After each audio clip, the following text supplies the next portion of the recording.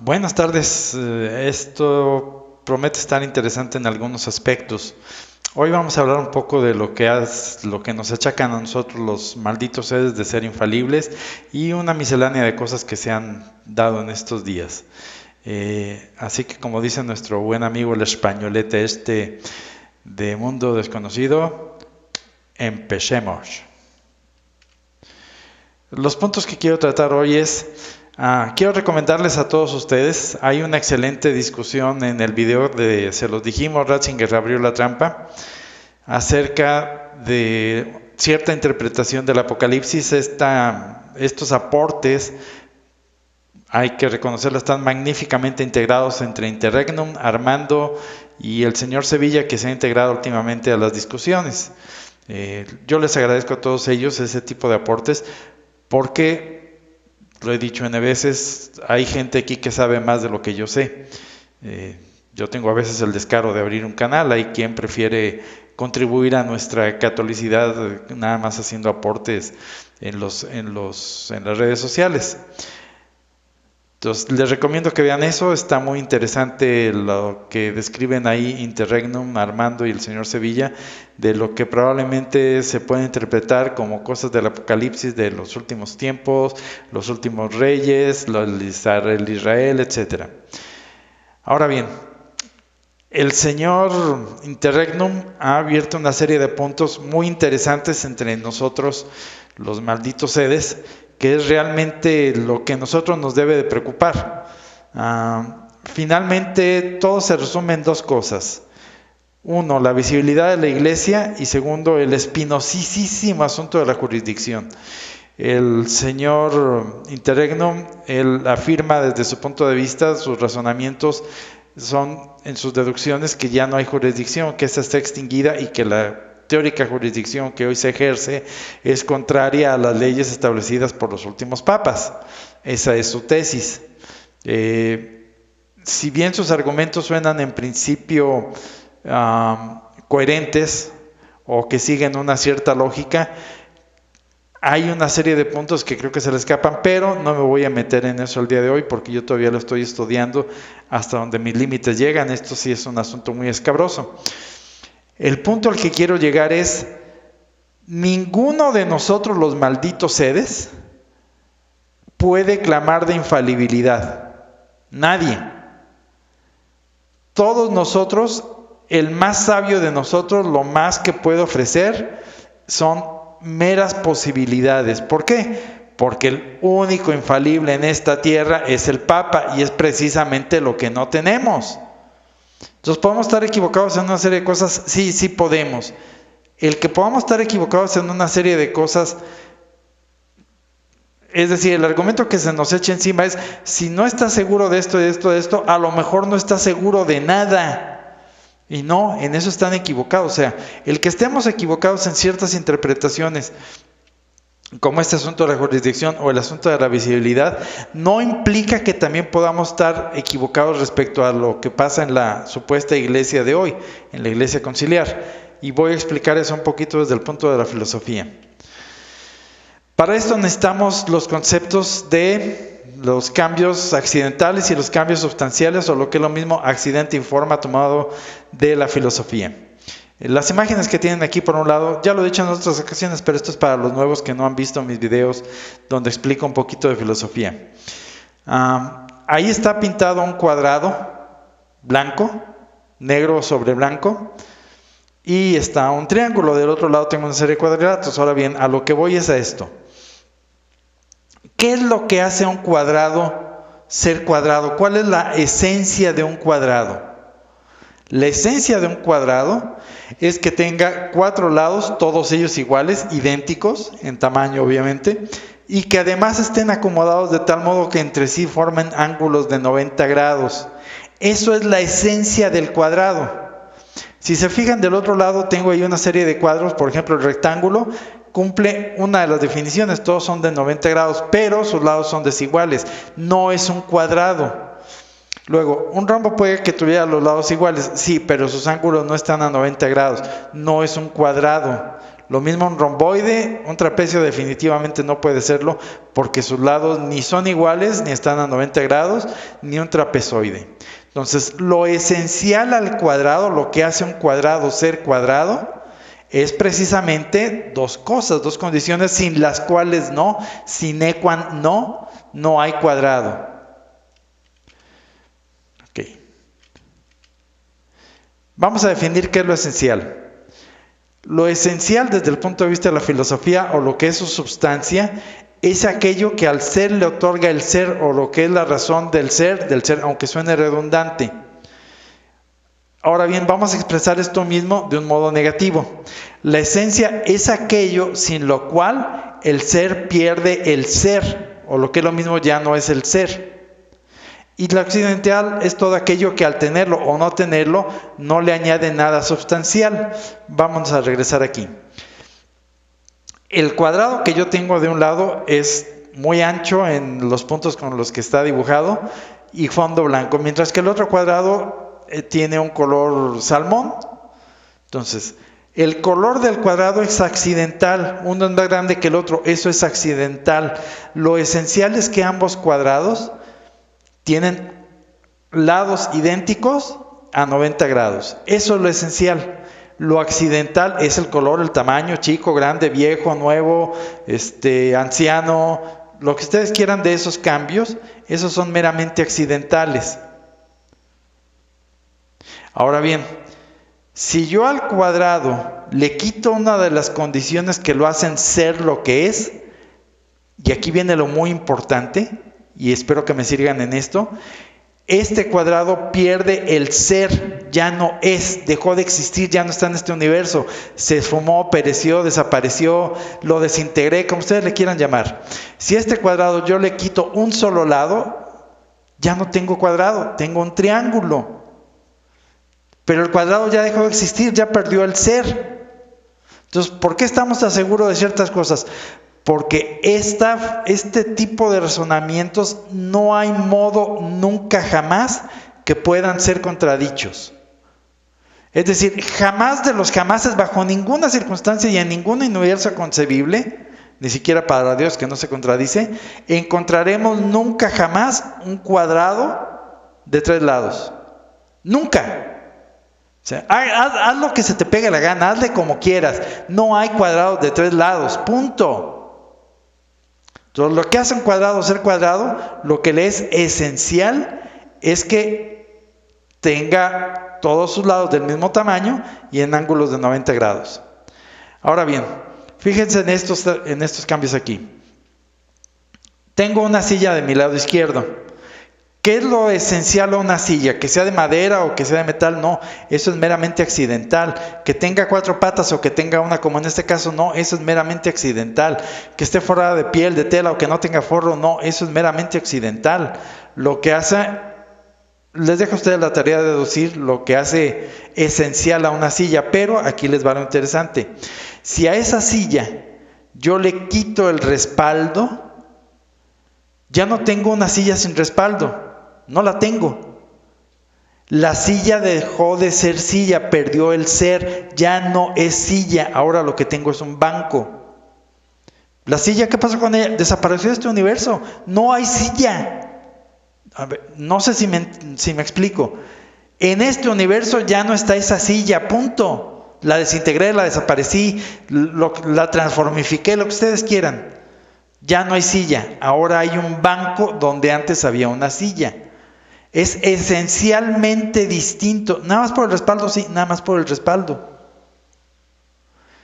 Pero una silla no es un banco, son esencialmente distintos. ¿Ok? Entonces, ¿a qué vengo con todo esto? Bueno, ustedes dijeron que cómo es que nosotros, que presumimos de que nos lo sabemos de todas, estamos tan seguros de que hay cosas en las cuales no podemos dudar jamás. Bueno, del mismo modo, así como jamás habrá un cuadrado de 3 lados, aquí viene lo interesante, o aquí viene el punto, vamos a hablar un poquito del papado de la iglesia. Lo que le es esencial al papado, es decir, aquello sin lo cual no es la infalibilidad. la guía infalible de las almas hacia la salvación. Eso es lo que le es infalible, lo que le es indispensable o esencial al papado. Lo que le es accidental es un papa santo, chico, grande, viejo, nuevo, lo que ustedes quieran de su forma externa, pecador o santo. Eso es accidental. Lo que le es esencial es que guíe infaliblemente a las almas hacia su salvación. Eso es lo que le es infalible. Entonces, este señor que está ahorita en el Vaticano, por donde lo quieran ver, no es infalible. ¿Por qué? Porque no guía a las almas hacia la santidad. Punto.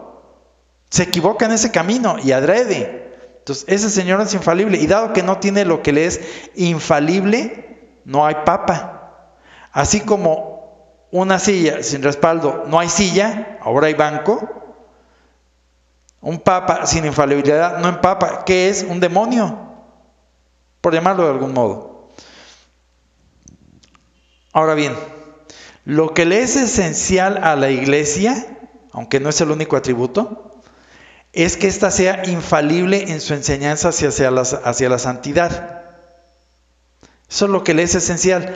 Si la iglesia pierde la infalibilidad, deja de ser iglesia. Y lo que ustedes tienen ahí en Roma, y todo ese aparato que se dirige desde Roma, enseña el error en N formas. Entonces, eso que está ahí no es iglesia. Porque lo que le hace a la iglesia ser iglesia es que es infalible en todo. Sí, ya sé que hay una serie de cuestiones menores, como que los errores son de los hombres, y nos podemos meter todo el tiempo que ustedes quieran entre lo que es de jure, de facto, la letra, la ley, y todo lo que ustedes quieran, pero en lo esencial, así son las cosas. Ahora, muy importante, lo que Jesucristo mandó a los apóstoles no fue vayan y escriban encíclicas. Eso no se lo mandó a Pedro. Lo que mandó a los apóstoles es vayan y prediquen el evangelio. Es decir, lo esencial de la iglesia no son los documentos magisteriales. Nunca lo han sido. Lo escrito en la iglesia siempre ha sido consecuencia de lo que se predica. Siempre ha sido así en la historia de la iglesia. Entonces, a veces nos vienen con que, oye, pero eso no lo dijo de jure. Me vale Wilson si lo dijo de jure o no. El conjunto de lo que esta iglesia predica no es católico. Lo demás son meros legalismos, que si lo dijo de jure, de no de jure, o que si es cátedra o que no es cátedra. Señores, déjense de tonterías, esas son esconderse tras fachadas. Esta iglesia no predica infaliblemente, punto. Entonces, por eso es que nosotros estamos absolutamente seguros de dos cosas. Uno, eso que está ahí no es Pedro. Y dos, eso que él maneja no es iglesia. ¿Por qué? Porque es el mismo razonamiento. Si yo un día me encontrara un triángulo, un cuadrado de 3 lados, entonces puede ser que haya papas falibles, pero mientras los cuadrados, para ser cuadrado necesiten 4 lados, los papas tienen que ser infalibles.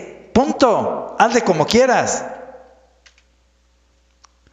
Ahora bien, vamos a hablar un poco de los atributos de la iglesia, aunque no me voy a meter, estoy preparando algo, estoy estudiando el asunto para poder intentar discutir o razonar o dialogar con quien quiera, que en este caso sería el señor Interregnum, sobre el asunto de la jurisdicción y de la visibilidad de la iglesia. Ahora bien, ¿puede ser que el Señor tenga razón y yo no? Sí, es posible.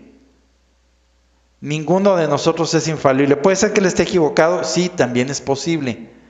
Nosotros únicamente lo poco que podemos hacer en estos tiempos es guiarnos por los silogismos, hasta donde esos silogismos nos dan, no más, precisamente porque nos falta un pastor infalible que nos defina cuando vienen las controversias. Esa es la función de Pedro, de dirimir las controversias y decir, esta es la regla de la fe. Por lo demás, nosotros estamos tratando de guiarnos por lo que los papas, que sí hubo, lo que dijeron infaliblemente, esa es nuestra guía.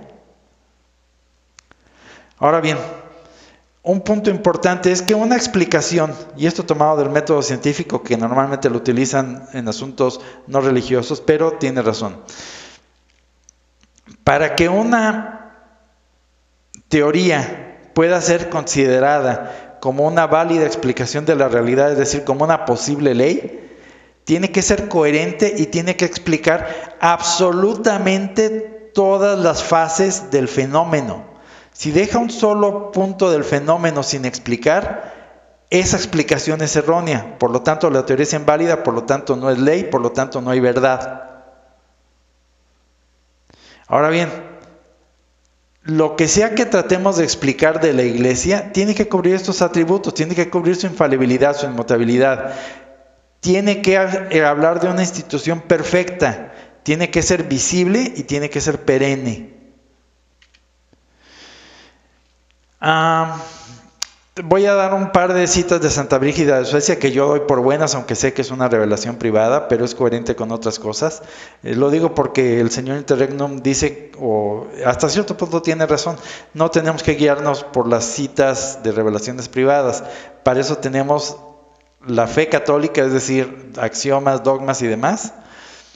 Pero cuando esto coincide, es decir, hay congruencia, bueno, creo que podemos tomarlas como válidas. Dice Jesucristo Nuestra Señora Santa Brígida, también hablando de profecías, también prometió un cierto número de cosas que sin embargo no ocurrieron, hablando de profecías, debido a la ingratitud de las personas que vivían. Si hubiesen dejado esas fechorías, ciertamente les hubiera dado lo que les había prometido. Es por eso que no debes alterarte por reclamos de que mis palabras son mentiras. Jesucristo nunca miente, pero toda profecía y toda promesa y todo es condicional, porque lo que parece humanamente imposible es posible para mí. Mis amigos también están sorprendidos que las obras no sigan a las palabras, pero esto nuevamente no es irrazonable. Ahora bien, entonces, no toda profecía de las que a veces sacan, como por ejemplo las del monarca que habría de venir a restaurar la cristiandad y se tiene que cumplir. Y lo mismo yo digo que valen para algunas del Antiguo Testamento, que todavía nos dicen, oye, no se ha cumplido tal y tal y tal profecía, porque muchas de ellas eran condicionales. Hay otras que tenían que cumplirse porque no hay modo que dejaran de ser condicionales. Por ejemplo, no había modo que dejaran de cumplirse las profecías de que Jesucristo se iba a encarnar y que nos iba a redimir. No había modo. Pero sin embargo, la profecía de Nínive, de que si se corregían el Señor dejaba de enviarles castigos, es así, y otro puño de ellas. Ahí tiene lo que el Señor le decía a Moisés, si mal no recuerdo. Oye, les voy a enviar un castigo. Oye, Señor, si me encuentro 10 justos, ¿dejas tú de castigarlos? Entonces, hay un buen número de ellas que son condicionales. Ahora bien, nuestro Señor también no nos dice de antemano cuáles son condicionales y cuáles no. Y es ahí donde nosotros a veces patinamos. Unos decimos que tal cosa es condicional cuando no lo es o viceversa. Y otra cita de Santa Brígida de Suecia, y esta sí específicamente sobre un comentario que tengo con el señor Interregnum, es, algunos de nosotros sostenemos que el número de los hombres que van a nacer y existir es el número de aquellos suficiente para que entre los salvos se llenen el número de sillas vacías que quedaron en el cielo con la caída de los ángeles que se terminaron en hacer demonios. Él opina que ese modo de pensar proviene del Islam. Yo digo que no, yo digo que es católico, y aquí está apoyado en Santa Brígida de Suecia. Y esto venía al cuento porque lo que les comento, que en esa serie de post entre Interregnum, el señor Armando y el señor Javier, tratando de interpretar las profecías, estamos con el asunto de que todo Israel, cuando se convertirá, de aquello de Israel, todo Israel será salvo. Entonces ahí tenemos discrepancias entre lo que consideramos como Israel, cuáles se convierten y cuándo. Ahora bien, alguien también me pidió un breve examen crítico del Novus Ordo. Sobre esto ahorita, dado que también eso requiere un video aparte, solo voy a decir dos cosas que normalmente no se consideran mucho. ¿Por qué? Porque yo considero, el señor Interregnum o Armando, no me acuerdo quién de los dos, hablaba casi favorablemente de Ottaviani. porque ciertamente se estableció una lucha entre Montini, Ottaviani, Bacci y otros más por ahí. Pero el punto es este. Yo digo, o mi tesis es que Ottaviani le faltaron agallas. No cumplió a cabalidad, ese es el punto, a cabalidad, con lo que él nos tenía que haber avisado. Es decir, yo digo que él maulló cuando tenía que ladrar. Y me apoyo en esto. En el breve examen crítico del nuevo sordo hay dos puntos que dicen. Uno, los errores contra la fe ya no solo se insinúan, sino que se imponen por medio de las aberraciones y los abusos que se introducen en la liturgia. Señor, dilo claramente, están metiendo por medio de la liturgia herejías. Y se introducen herejías en la liturgia y por lo tanto en la enseñanza pública de la iglesia, eso ya no es la iglesia y quien lo introduce no es el Papa. Luego, dice, es evidente que el nuevo Ordo Missae renuncia de hecho a ser la expresión de la doctrina que definió el Concilio de Trento. O sea, el nuevo sordo rompe con Trento, sale y el romper con Trento es romper con el catolicismo. Punto. Trento no se puede echar para atrás. Luego, aunque la conciencia católica permanece vinculada para siempre a esta doctrina, está afirmando eso, con Trento no se puede retroceder, resulta de ello que la promulgación del nuevo Ordo Missae pone a cada católico ante la trágica necesidad de optar. Fíjense qué maulladito dice esto en lugar de ladrarlo abiertamente. Está diciendo, señores, si los católicos aceptan la misa del nuevo sordo, dejan de ser católicos. Entonces, si quieren seguir siendo católicos, tienen que optar por desobedecer a Roma. Pero fíjense, lo dice tan suavecito que mucha gente se va con la suavecita y dicen, bueno, nos basta con oponernos.